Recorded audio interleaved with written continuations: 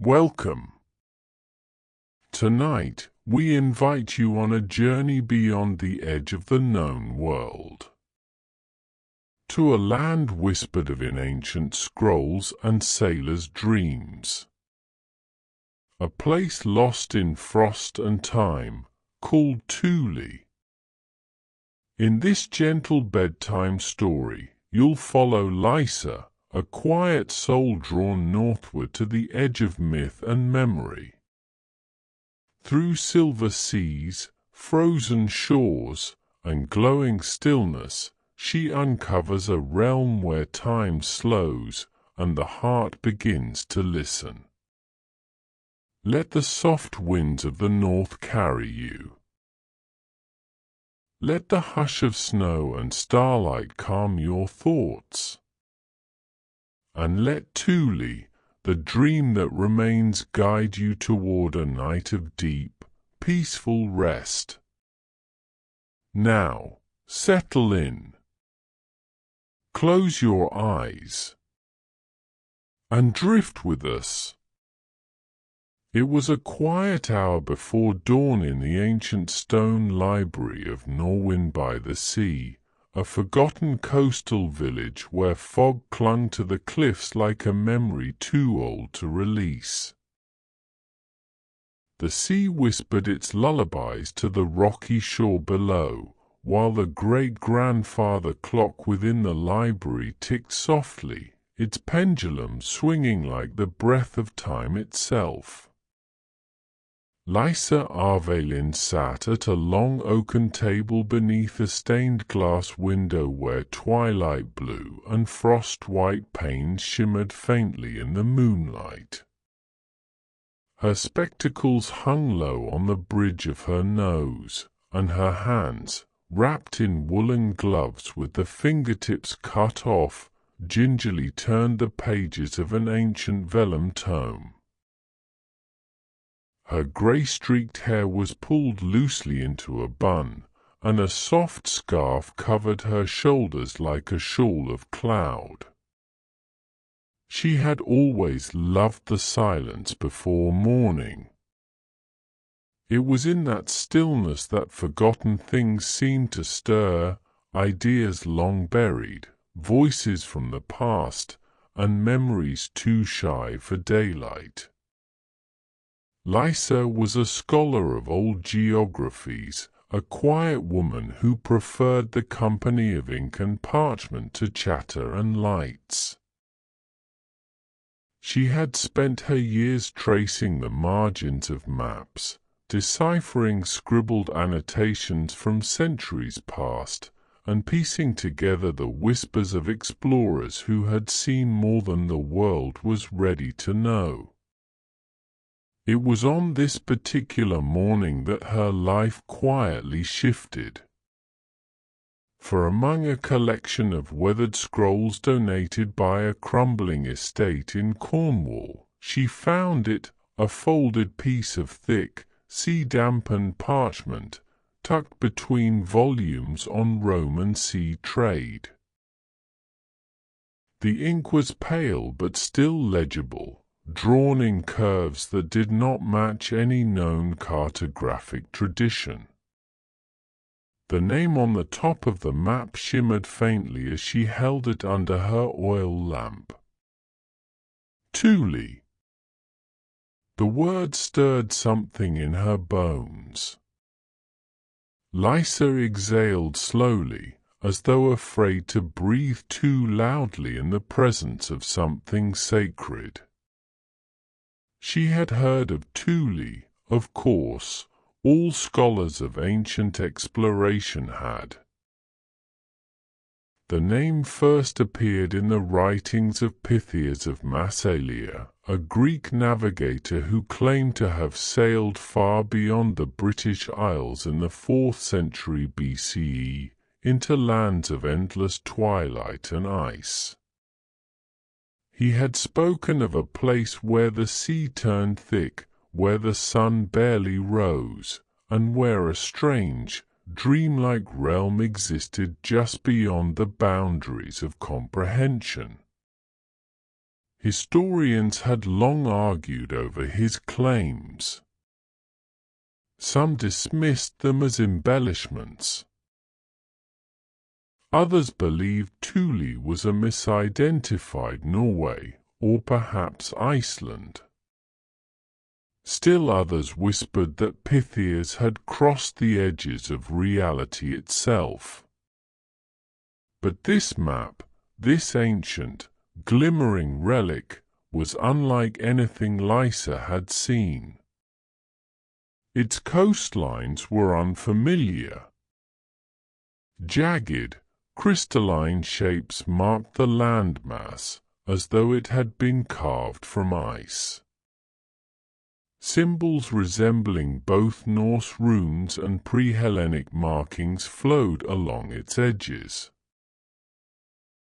Curiously, the map shimmered slightly, not with any ink or metallic paint, but with something more subtle.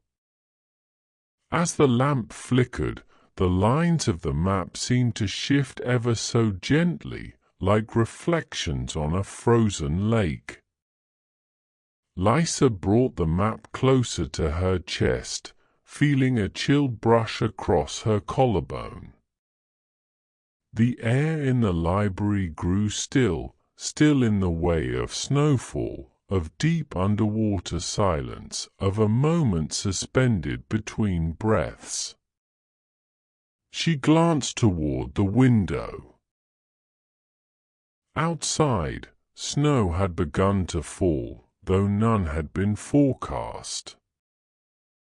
Large, slow flakes drifted down, catching the moonlight like feathers from a silver-winged bird. She rose, took the map in both hands, and laid it flat upon the long table. She did not rush. Instead, she allowed herself to feel the strange rhythm that pulsed faintly from the parchment. If one listened closely, it was almost like the slow, distant thump of a heartbeat. There was no compass rose, no key, no scale. Only a single spiral drawn in the upper left quadrant, within which a set of characters had been written in an archaic language. She recognized fragments, some similar to Old Phoenician, others reminiscent of early Nordic script, but the sentence eluded translation. Yet as she stared, the words seemed to shift within her mind. Not all lands are of earth and stone. Some are remembered by the snow. Lysa blinked. Had she read it? Or had the map whispered to her? She touched the center of the spiral with one finger. The parchment was cold. Beneath her fingertip, a faint glow emerged, a soft, bluish light that pulsed once, twice, and then faded. From the edges of the spiral, pale lines began to stretch across the map, forming a constellation of points and paths. As if veins had awakened. As if the land of Thule, dormant for centuries, had begun to stir. Lysa's heart beat slower. Not faster, but slower, as though something in the room had urged her body to enter harmony with it. She closed her eyes, and in that moment, her ears filled with the sound of wind across snow-covered plains. Distant howling. The crunch of boots on frost. The creak of old wood. The slow lap of water beneath frozen hulls. She opened her eyes again, and the sound vanished. But the feeling remained. It was not fear. It was not wonder. It was something quieter, like an invitation. A long-forgotten name stirred at the edges of her mind, a syllable she could not place. She tried to speak it aloud, but it dissolved on her tongue like mist. She stood, folded the map carefully, and slipped it into the inner pocket of her coat. Her hand brushed the compass she always carried, an antique silver piece her grandfather had gifted her before his passing. She removed it, opened it. The needle spun gently, and then paused, not pointing north, but drifting to the left, toward the sea. Lysa looked again at the snow falling softly outside the library window. In the silence, she whispered, "You're still out there, aren't you?" No voice replied, but a single snowflake drifted through a crack in the stone window frame and landed on the edge of her lamp, melting instantly with a hiss so soft it sounded like a sigh. The journey had already begun. And far in the north, where the sun danced only in dreams and the wind carried memories not meant for waking ears, Thule listened. The ship's name was the Selkie's Oath, though no one knew who had first carved the letters into its faded hull. The vessel was modest, built of aged spruce and pine, but it held the elegance of something remembered, not merely made. Lysa had found it in a forgotten inlet near Ullapool, resting in still water like a memory caught between tides.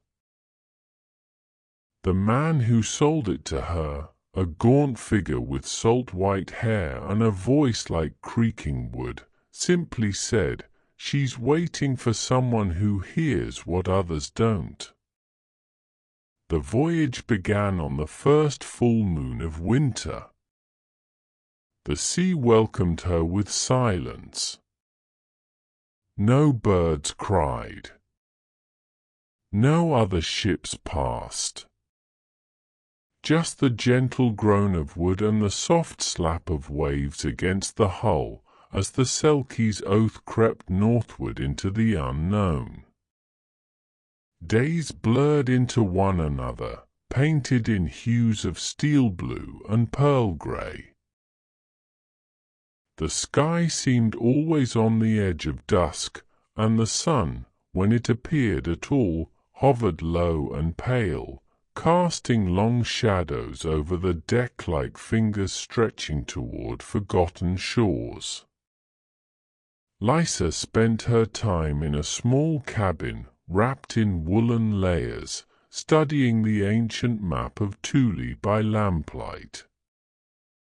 Its glowing lines now remained dormant, as if sleeping once more, but she had memorized them. The jagged coasts, the spiral of frostlight, and the silent phrase that whispered only in the quiet corners of her mind.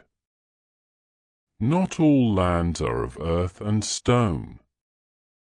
Some are remembered by the snow.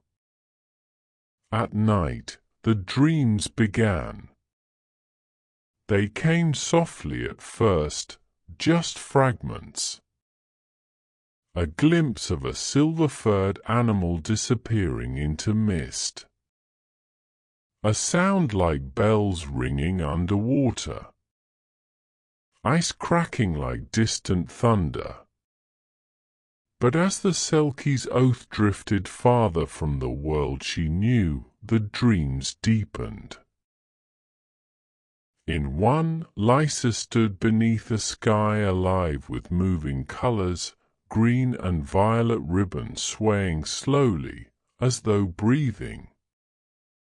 Snowflakes fell upward instead of down, and the wind carried whispers not in any tongue she knew, yet she understood them all the same. They spoke of thresholds, of doors in the wind, of places hidden behind the rhythm of water. In another dream, she stood on the deck of her ship, yet everything was still. The sea frozen mid-wave, the sails stiff as stone, even her breath suspended in a moment stretched beyond time. And before her, half shadow and half light, stood a figure cloaked in mist. Its eyes were soft lanterns, glowing pale blue. It raised a hand not in warning, but in welcome. When she awoke, the air smelled faintly of ice and pine. Each morning brought a different sea. One day smooth as glass, reflecting a sky so grey it seemed to have forgotten its colour. The next, rolling swells hummed gently beneath the ship, their motion almost hypnotic. Fog came and went like breath. Once, she awoke to find frost crystals laced delicately along the railings, forming shapes too intricate to be natural, spirals, runes, something like wings. Though she was alone, Lysa never felt it. The ship itself seemed to listen, its timbers responding to her presence, creaking gently as though murmuring in its sleep. When she spoke aloud, asking questions of the sky or the waves, sometimes the wind would shift or the lantern flame would flutter, as if replying in a language made of weather. On the seventh night, the sea became so still that Lysa could no longer tell where water ended and sky began. A hush fell over everything. Even the stars above, brighter now than they had ever been, seemed to lean closer, as though watching. She stood on the deck wrapped in a thick cloak, eyes on the horizon. The map was in her pocket, but she no longer needed to consult it. Something inside her had begun to align with the world beyond the veil. A compass not of metal, but of memory and feeling, guided her forward. Then it happened. A sound, soft, melodic, drifted across the sea. Faint, like a lullaby sung from far beneath the waves. It rose and fell gently, wrapping around her heart like silk. It had no words, yet it was full of meaning. She leaned forward, listening with her whole being. It was a song of welcome, of recognition. The map in her coat grew warm. And then she saw it. Far ahead, through a veil of mist, a shimmer began to form, not a light, exactly, but the absence of ordinary sight. Like a curtain parting. A place where the horizon no longer obeyed the rules of the waking world. Her breath caught. Thule was near. And in that stillness, where sleep and sea intertwined, Lysa felt herself begin to cross the threshold, not just through distance, but through dreaming. The journey was no longer across water alone. She was sailing into memory, into myth, into the hush between heartbeats, into the sea beyond sleep. The first sign that she had crossed into somewhere other was not a sound or a sight, but a stillness. Not the stillness of calm seas or sleeping woods, but a deeper quiet, so complete that even her thoughts seemed to tread lightly.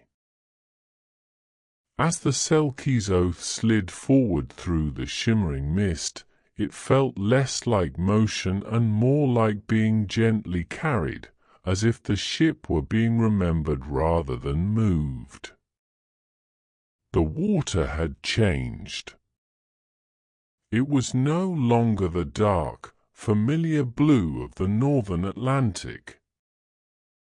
It had turned a deep silver grey, with occasional veins of pale turquoise that glowed faintly beneath the surface, like currents of light frozen in time. The mist surrounding the ship didn't rise like fog, but hung in long, suspended curtains, unmoving, parting only slightly as the ship glided through. And then, just before dawn, Lysa saw land.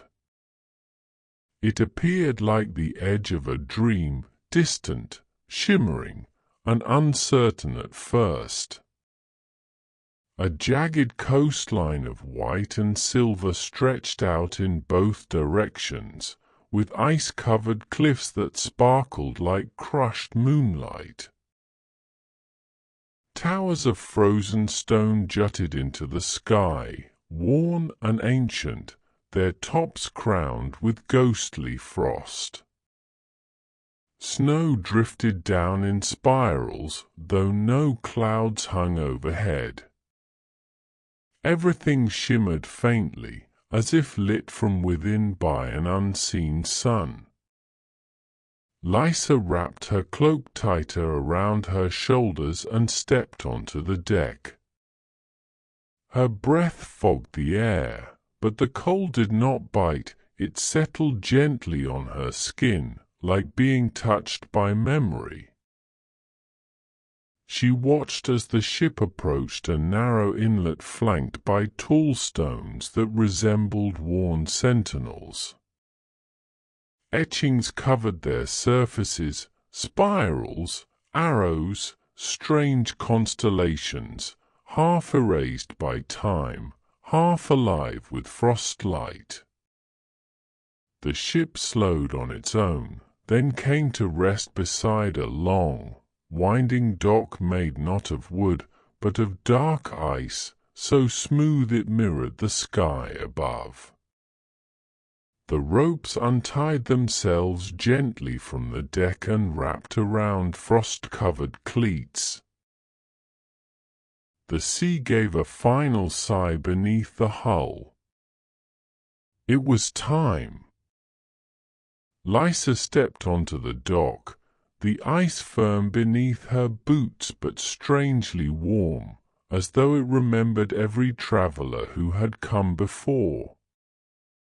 The moment she set foot upon it, the air around her deepened. The breeze carried no sound, but the weight of countless voices. Not loud, not frightening, just present. A hush of greetings whispered in the fabric of the world. She looked around and whispered, "Thule?" The name hung in the air like a snowflake refusing to fall. She began walking, the dock winding gently between ancient ice boulders and glacial pillars. Each step echoed faintly, as though time itself repeated her movement a heartbeat later. Soon the dock gave way to a shore of crystalline sand, soft underfoot, shimmering like powdered glass. Beyond it, the land rose into frozen hills, dusted in snow so pale it looked like stardust. And scattered across the landscape, half buried in snow, were structures, not buildings in the traditional sense, but shaped spaces. Great arches carved from translucent stone, their centers humming faintly. Low domes covered in frost patterns that shimmered with light when she passed. None of it looked abandoned. Instead, it felt like the land itself had paused, mid-breath, mid-thought. Time had not stopped here. It had settled. She came to a clearing where tall ice obelisks circled a shallow, circular depression filled with a glassy lake. In the center of the lake floated a platform, perfectly round, unmoving.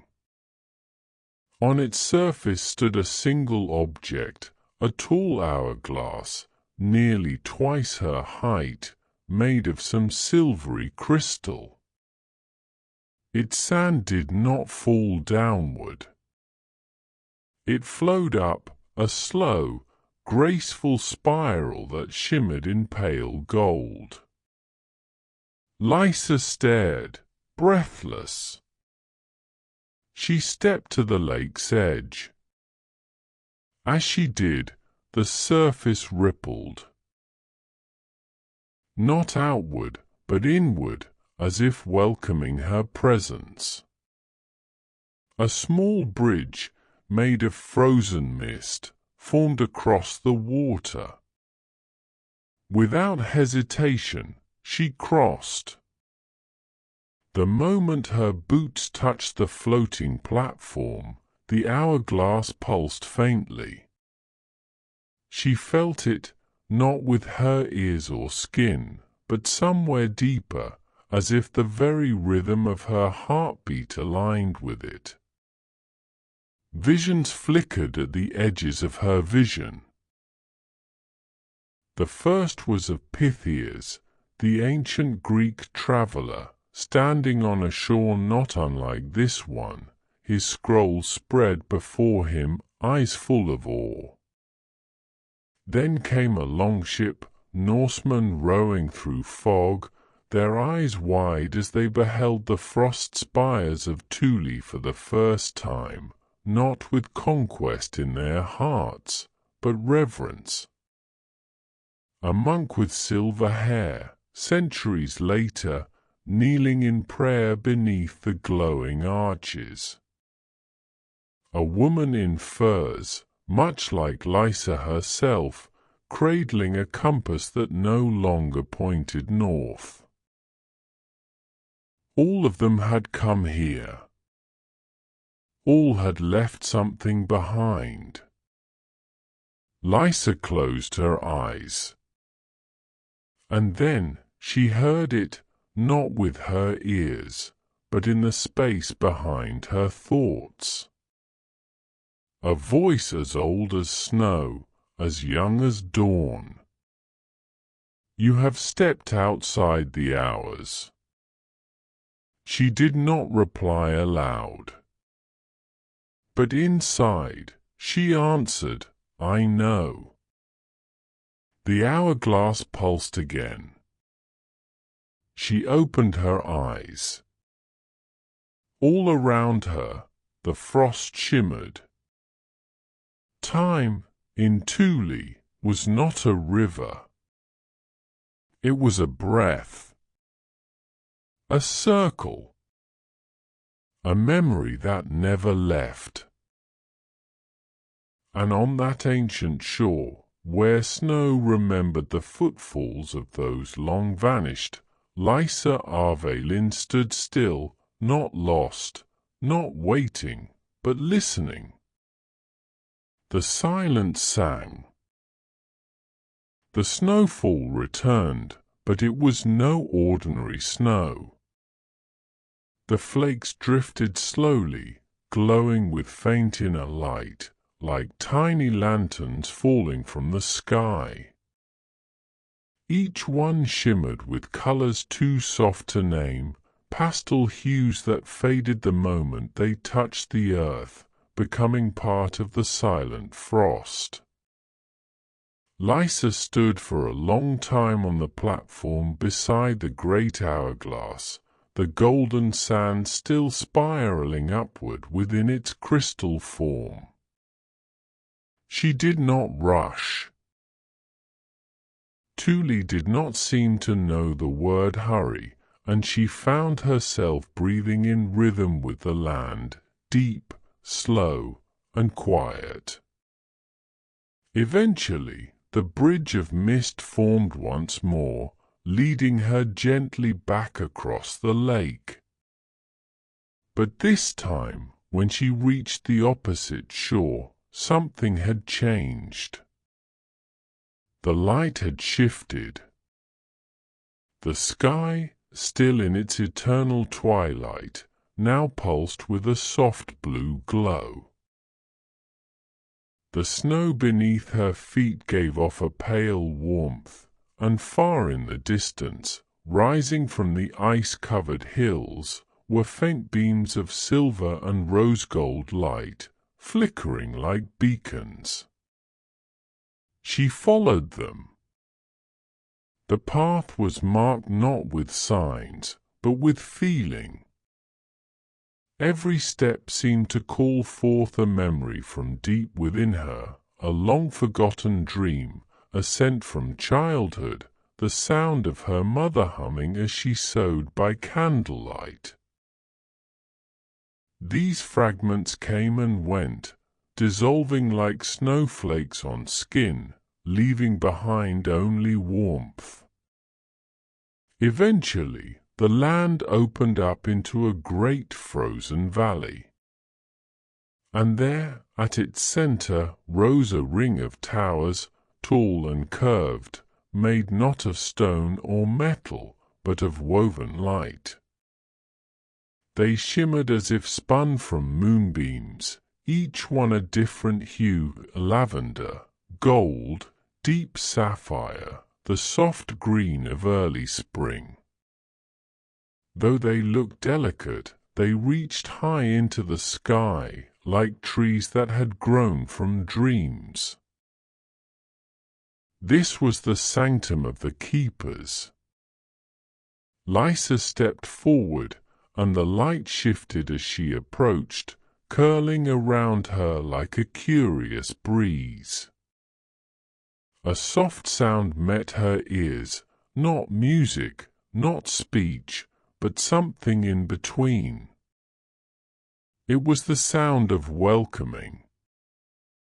Then, from within the nearest tower, emerged a figure. At first, Lysa thought it might be made entirely of light. But as it neared, she saw it had shape, tall and slender, wrapped in robes that moved like mist. Its skin was pale as moonlight, its eyes the color of distant stars. There was no fear in her as it drew close, only the quiet recognition that she was not the first to arrive, and would not be the last. "You carry the memory," the figure said, its voice like the chime of icicles in wind. Lysa nodded. "I don't understand all of it yet." The figure tilted its head. "You will. Come." She followed the keeper into the tower, where the walls pulsed with gentle color. No torches burned, and no fire was needed. The air was warm with meaning, not heat. The walls were lined with orbs, hundreds of them, each glowing faintly. Inside each orb swirled a different kind of light, golden storms, deep oceans, stardust, and even scenes, people, places, voices suspended in time. These are the memories of Thule, the keeper said. Every traveler who reaches our shore leaves behind a spark.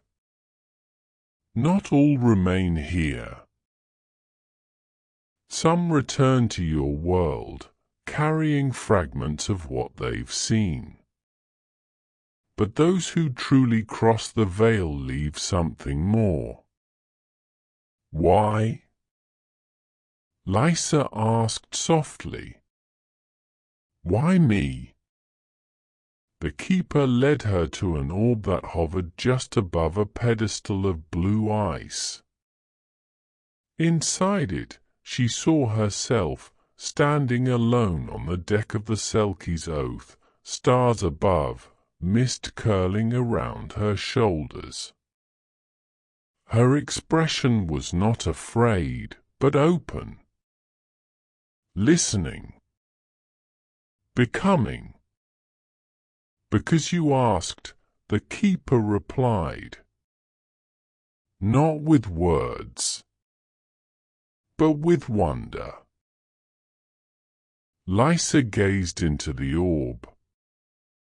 In its depths, she saw something else, a flickering path through snow, a chamber carved into a glacier, and a heart of light pulsing in darkness. It was not memory. It was invitation. The others, the ones who came before, she said, did they find what they were looking for? The keeper's gaze softened. Some sought truth. Some sought escape. But those who asked to remember, they found something greater. A part of the world forgotten by time, yet always waiting beneath the surface. Are you human? She asked. The keeper smiled.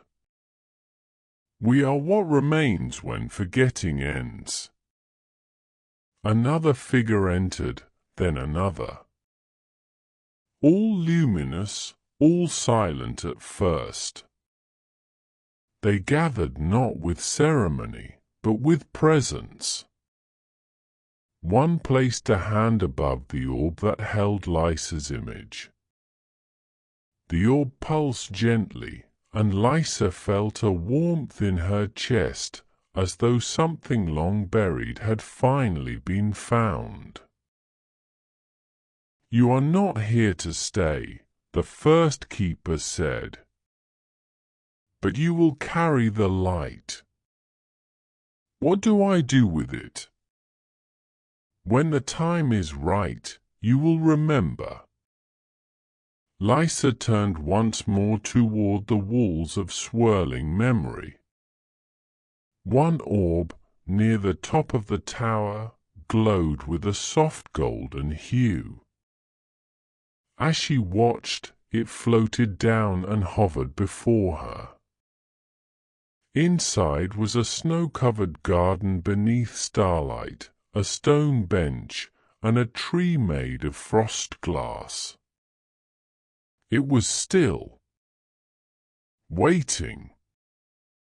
Is that mine? She whispered. The keeper's voice was no louder than wind through pine. It will be. And in that moment, she understood, not in the way of facts or answers, but like waking from a dream with the truth still clinging to your skin. The keepers were not guarding Thule. They were sharing it with those who remembered how to listen. And as the light shifted once more around her, Lysa knew the journey was not ending. It was unfolding, like a snowflake in her palm. The snow drifted slowly, as if reluctant to land, and Lysa stood once more on the threshold between the seen and the unseen. Behind her, the dome of light receded into the landscape, already becoming part of the dreamlike haze that cloaked Thule. Ahead of her, the path curled into mist, lit only by the shimmer of memory. Each step she took felt like a breath exhaled by the land itself. The stone in her hand, the seed of light the old woman had given her, rested warmly in her palm. It pulsed faintly, not with heat, but with remembrance. Every beat echoed something unspoken, a lullaby sung in a forgotten tongue, the hush of a snowfall heard before birth, the soft crackle of firelight in a place that might never have existed. Lysa did not need direction anymore. Her feet moved where they must. As she walked, the terrain around her began to shift. The snow grew finer, like powdered glass. The trees thinned, revealing frozen meadows filled with glistening reeds that swayed though no wind stirred. In one clearing, she saw a circle of stone chairs blanketed in snow, all facing inward around a central flame that flickered with silver light. No one sat there, yet she sensed presence, as if the chairs remembered those who once had. And then the horizon opened, and she saw it again. The sea, but not the same as before. The mists had cleared. The waters sparkled, faint and crystalline beneath the starlit sky. The great ship, the Selkie's Oath, waited silently at the shore, sails down, lanterns dim, as though it too had been dreaming all this time. She walked toward it, the snow parting gently beneath her feet, and paused one last time to look back. Thule lay behind her, veiled in frost and mystery. The sky above shimmered with slow drifting constellations, shapes she no longer tried to name. They had become feelings, stories without words. As she climbed aboard, a figure stood at the helm. It was the captain, but older somehow. Not in years, but in depth. His eyes held the stillness of someone who had seen the boundary between dreams and waking and had made peace with both. He gave her a quiet nod. "Did you find what you were looking for?" Lysa hesitated, then smiled softly. "I don't think I was looking. I think I was listening." He said no more, but turned the ship toward the horizon. The sails filled with silent wind. The sea, smooth as glass, carried them gently outward. As they glided across the dark water, Lysa leaned over the railing and looked into the deep. There, far below the surface, drifted faint lights. Not fish. Not reflections. Memories, perhaps. Moments. Dreams too heavy to float, but too bright to vanish. She watched them pass, her heart quiet. Hours, or perhaps minutes, passed. Time in Thule was not measured in clocks. Eventually, land appeared on the edge of vision, not the enchanted shores of the north, but the rough, familiar silhouette of the waking world. The lighthouse stood once more on its cliff, and the dock where her journey had begun emerged from the mist. As the ship touched the pier, Lysa stepped off. She expected farewell, but when she turned, the ship was gone. No splash. No sail. Just stillness. Just silence. She walked back through the narrow path that wound toward the village she once called home. A light snow had fallen here too, though the flakes were plain and grey and real. The scent of pine. The distant bark of a dog. The world greeted her not with fanfare, but with quiet, as if it, too, understood the hush that follows wonder. Inside her cottage, everything was as she left it. The kettle, the scattered books, the old coat hanging on the hook. But something had changed. She looked down at the stone still in her palm. It no longer glowed, but she could feel its rhythm, soft and steady. A heartbeat that wasn't hers, yet lived within her now. She placed it on the windowsill where the morning light would touch it. And as she did, she whispered, not a farewell, but a promise I will remember.